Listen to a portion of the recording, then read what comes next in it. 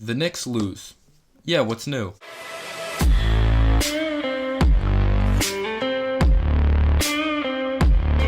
What's going on, guys? Welcome into Clutch B-Ball TV. I hope you guys are having an amazing day or night. As the New York Knicks go on to lose to the Indiana Pacers, we were not at home at Madison Square Garden. We were playing at the Bankers Fieldhouse, where the Indiana Pacers do play, and we went on to lose. There's only like a minute remaining, but this game is pretty much over unless they have just an amazing comeback.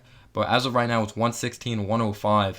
And like I said, we should start Emmanuel Quickley, and you saw the reasons of why we're a successful basketball team when Emmanuel Quickley's in the game and why Elfrid Payton's just terrible. It's simple. They run a zone. They know this team can't shoot. They double team Julius Randle, and then they realize, oh yeah, let's double team Julius Randle because Elfrid Payton can't shoot the basketball, so nothing bad will happen out of that, and it's worth taking that risk. And RJ Barrett's not a great shooter, even though we'll get into RJ Barrett later and how amazing he was, and the Knicks literally let him down, at least the coaching and the players in the second half. Julius Randle, I thought he played good in the first half, and then he returned to old Julius Randle form of taking terrible shots. He was really ball dominant. He was really out of control. He did a good job passing the basketball in the first half. That was not the case in the second half. But you're getting into the starting lineup as a whole of Elfrid Payton. And then, of course, Emmanuel Quickley came off the bench, and he did not return to this game due to a hip injury, and he did not come back. Hopefully he's back in the next game. And Thibodeau realizes just the brand of basketball Quickley brings of his herky-jerky style of play, being able to shoot, the threat of the pick and roll. They don't know if he's going to step back and shoot the three or dump it down low. Payton is literally, he's going to facilitate, drive to the hoop, or he's going to throw it down low. There's not many options Payton could do, and I swear, Payton does not know his strengths. He's out here shooting threes, shooting from mid-range territory, when he shoots freaking 50% from the charity stripe and freaking 20% from downtown. He was never a shooter. He was never a shooter in college. He's never been a shooter in the NBA. Payton is just awful. You could say he's a backup point guard, but as a starting point guard, he is not good. Maybe he's a solid defensive player and he's solid in the pick and roll. But besides that, Payton should not be starting for this basketball team. If you want to hear more in-depth reasoning, I've made other videos on it, like a couple videos when it came to like the Indiana Pacers and Knicks game, breaking it down, a quick thoughts and analysis on it. But I'm not an Elfrid Payton guy whatsoever.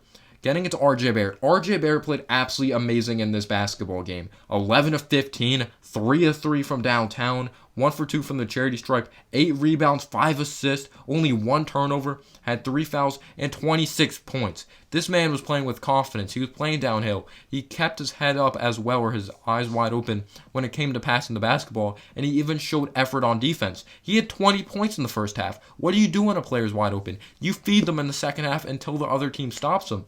No, we're barely going to give them the ball in the second half, and when it comes to the fourth quarter, yeah, when we're losing momentum, we're going to put the ball in RJ's hands and finally put him in the game with 6 minutes left. We put Frank Ntilikina in the game in the fourth quarter, who didn't play all game. I get it. You like to see his defense. But he's not going to be ready offensively if he's not putting up shots. Knox, he had an aggressive move going to the basket, missed the free throw though. It's like we forgot how to shoot the basketball in the second half. But Julius Randle, out of control in the second half, played good basketball in the first half. But again, it's all with the inconsistencies of a smart style of play by Julius Randle. Looked like he didn't belong on defense, or he didn't want to play defense in the second half. Looked like he tried on that side of the basketball in the first half. But he was taking quality shots. Like, only 15 shot attempts is good for Julius Randle, because that means he's doing other things in the basketball game. He's playing with a higher basketball IQ, but 5 turnovers, 5 fouls. This is the same out of control Julius Randle we saw in the second half. Reggie Bullock, I have no idea why he's starting. It should be Alec Burks. He shoots 40% from downtown for his NBA career, but maybe we want him off the bench in kind of that Lou Williams role that can shoot the basketball. But just Reggie Bullock, he takes such low quality shots. Mitchell Robinson, people call me dumb. A lot of people are sold on Mitchell Robinson. They think he's the center of the future, but it comes with consistency. Yes, he wasn't in foul trouble in the latest preseason game, but he might be in foul trouble the next game. That's why I'm not sold on Mitchell Robinson. It's consistency. A lot of people think he's going to automatically fix this. He's had this problem since his rookie year. Just like he has these just terrible fouls. Like, it's all mental. He has the talent. He's more talented than Noel, but he's a smarter, higher basketball IQ type of player of Noel. He knows when to play straight hands up fundamental defense. Mitchell Robinson has a lot of tools, but he has to use them properly and in a mature style of play. He's athletic and guard the perimeter, but none of that matters if he can't stay on the floor, and that's why he only played 21 minutes and only attempted 2 shots. But Elfrid Payton, he was shooting threes. I just don't get it. He's not a jump shooter. But RJ Barrett, we failed him in the second half. You got to feed him the basketball. Noel, I thought he brought some good energy. But we're going to get into the number one player that absolutely killed us in this game as we went on to lose 121 to 107. It is official. Sabonis, 32 points, 11 of 18, 2 of 4 from downtown. We can't guard a pick and roll to save our lives. Julius Randle had trouble with him all game. Julius Randle was not boxing out. He was absolutely terrible. 13 rebounds, freaking 4 offensive rebounds. He passed the basketball well. Sabonis, of course, made that big leap last year, making it to the All-Star team. Oladipo, he had a good game as well. They were just killing us. Like, they were shooting terrible in the first half, and then they just caught fire. It just seemed like we were not playing throughout our strengths in the second half whatsoever. Getting into Obi Toppin, 3 of 12, 3 of 7 from downtown, 3 rebounds, 1 assist, 9 points, -4 when it came to his plus-minus. Underrated aspect of his game. He could pass the basketball, but why is he shooting so many threes? He attempted 7 threes a game. Was that a style play at Dayton? No. I get it. He was a point guard in his high school career, and his trainer came out and said that he is a guy that could dunk. Like, he is a shooter that happens to be able to dunk. But we did not play this guy throughout his strengths. We didn't have any pin downs of him rolling to the basket. Needs to be more aggressive. I have no idea why he's shooting so many threes. He's not a great shooter. He only attempted 2.6 threes last year, and yes, he shot nearly 40%. But I did not like his basketball IQ. Had a couple blocks, had a nice spin move.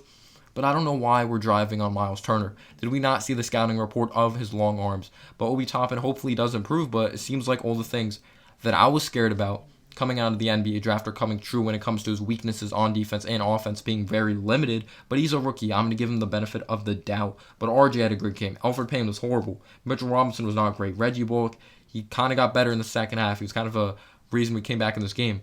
But we had 5 points, or kinda. I'm not going to give really big credit to Reggie Bullock whatsoever. But we're up 5 at halftime, and all the momentum went away. It seemed like as soon as Emmanuel quickly went down with the hip injury, it seemed like everything went away. He consistently facilitates. He puts pressure on the defense of scoring the ball. He makes smart decisions. Soon Thibodeau will realize how valuable Quickly is to this basketball team. I know it's a smaller sample size, and he wants to play these more like veteran, established guys that have been in the league longer and have bigger experience. But has Julius Randle been to the playoffs? No. Has Elfrid Payne been to the playoffs? No. Nerlens Noel has. Austin Rivers has.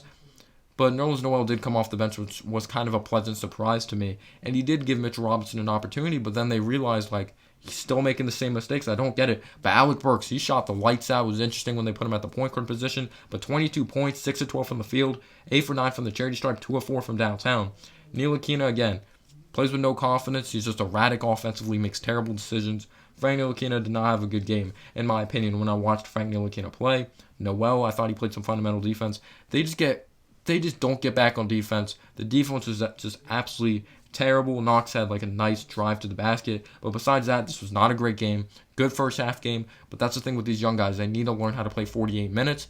And Tibbs better realize you have to start quickly. Knox, I'm not going to say, because you can't start Burks unless they want Burks to have that energy off the bench. But you just see how Payne kills his team and how this young team just energizes his whole basketball team. But I did not like the coaching by Tibbs, specifically when it came to RJ. We did not set up RJ to be successful in the second half. But thank you guys so much for watching. I hope you guys enjoyed. I know I did not enjoy the game, but hopefully you guys enjoyed this video. Probably not, because it is a Knicks loss. And as always, guys, have a humble day or night. Peace out, y'all.